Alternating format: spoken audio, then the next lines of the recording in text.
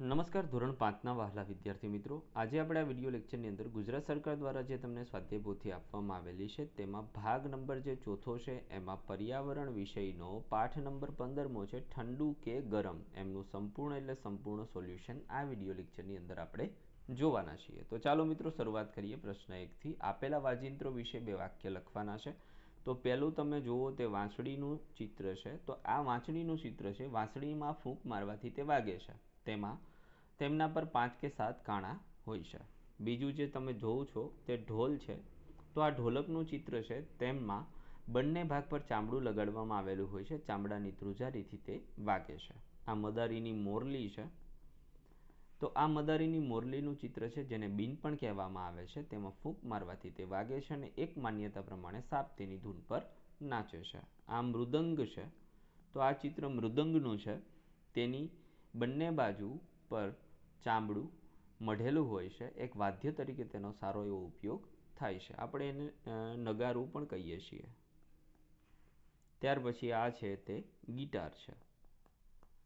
આ ગિટારનું ચિત્ર છે, તેમાં તાંબાના તારને ખેંચીને તાર બાંધેલા હોય છે, તારની ધ્રુજારીના કારણે તેમાં અવાજ ઉત્પન્ન થાય છે અને વાદ્ય પશ્ચિમી સંસ્કૃતિનું વાદ્ય છે, ભારતનું નથી, આપણા ભારતનું હતું વાયોલિન।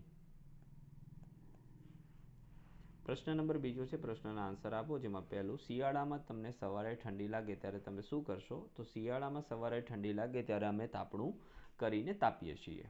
બીજું, મમ્મીએ બનાવેલું ગરમ દૂધ તમને ઠંડુ કર્યા વગર પીવા લાગો તો શું થાય? તો મમ્મીએ બનાવેલું ગરમ દૂધ ઠંડુ કર્યા વગર પીવા લાગીએ તો જીભ દાજી જાય છે। ત્રીજું, શિયાળામાં તમે ચશ્મા પર ફૂંક મારો તો શું જોવા મળે? તો શિયાળામાં ચશ્મા પર ફૂંક મારવામાં આવે તો ચશ્મા પર ભેજ જોવા મળે છે અને ચશ્મા ઝાંખા થઈ જાય છે। ચોથું, તમારા હાથને છાતીના ડાબા ભાગ પર મૂકતા શું અનુભવાય છે? તો હાથને છાતીના ડાબા ભાગ પર મૂકતા હૃદયના ધબકારાનો અનુભવ થાય છે। પાંચમું, ગરમ ગરમ ભજીયું મોંમાં નાખી દઈએ તો શું થાય?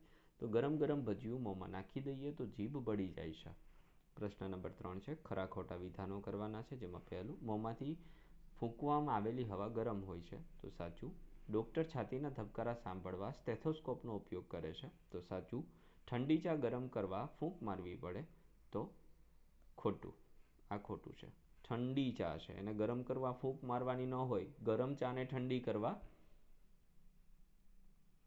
ફૂંક મારવાની હોય। કઠિયારો લાકડા કાપવા માટે દાતરડું વાપરે છે, તો ખોટી વાત। માપપટ્ટીની મદદથી માપ લઈ શકાય, તો સાચું। સંગીતના સાધનનો અવાજ ખુલ્લી આંખે સંભળાય છે, તો સંગીતના સાધનનો અવાજ તો ખુલ્લી આંખે સંભળાય જ ને ભાઈ, ઓકે, તો આ વાત સાચી છે। પ્રશ્ન નંબર 4, તમે કયા કયા કામ કરવા માટે ફૂંકનો ઉપયોગ કરો છો? હું ગરમ દૂધ કે ચાને ઠંડી કરવા માટે, ચશ્માના કાચને સાફ કરવા માટે, ગરમ રોટલીને ઠંડી કરવા, ફુગ્ગાને ફૂલાવવા માટે, સિંગના ફોતરા ઉડાડવા માટે વગેરે જેવા કામો કરવા માટે ફૂંકનો ઉપયોગ કરું છું। ત્યાર પછી ખાલી જગ્યાઓ છે, જેમાં પહેલું, ખૂબ જ ગરમ ખાવાથી જીભે દાજી જવાય, કપડાના ટુકડાને મોં પાસે લઈ જઈ ફૂંક મારતા કપડું ગરમ થાય, સીટી વગાડવા માટે ફૂંક મારવી પડે, અને ચોથું, મોંમાંથી નીકળતી હવામાં ભેજ હોય છે, તેથી કાચ ભીનાશવાળો થઈ સરળતાથી સાફ કરી શકાય છે। છઠ્ઠું, તમારા અવલોકનો, જેમાં પહેલું, શિયાળાની વહેલી સવારે મોંમાંથી હવા બહાર કાઢતા, શિયાળાની વહેલી સવારે મોંમાંથી હવા બહાર કાઢતા મોંમાંથી ધુમાડો નીકળતો હોય તેવો અનુભવ થાય છે, પણ ખરેખર તે શું હોય? તો કે હવાની ભેજ હોય છે। બીજું, બરફને ખુલ્લો મૂકતા તે વાતાવરણમાંથી ગરમીને લીધે ઓગળવા લાગે છે, થોડી વારમાં બધો જ બરફ પાણી બની જાય છે। મીણબત્તીને ગરમ કરતા મીણ પીગળવા લાગે છે, જે શરૂઆતમાં પ્રવાહી સ્વરૂપમાં, જ્યારે થોડી વાર પછી તે ઘન સ્વરૂપમાં રૂપાંતરિત થઈ જાય છે। ફ્રીજમાં મૂકેલી ચોકલેટને ફ્રીજમાંથી બહાર કાઢતા થોડા સમય બાદ તે વાતાવરણમાંથી ગરમીનું શોષણ કરી અને ઓગળવા લાગે છે। શાળામાં રમતા રમતા કપાળ દરવાજા પર અથડાય તો માથામાં ઢોકળું વળી જાય છે અને તે ભાગ ઉપસી આવે છે। તો મિત્રો, થેન્ક યુ વેરી મચ। આ હતું સંપૂર્ણ એટલે સંપૂર્ણ આપણા પાઠનું સોલ્યુશન। ફરી મળીશું આવા જ એક સોલ્યુશન સાથે, ત્યાં સુધી આવજો। જય હિન્દ, જય ભારત।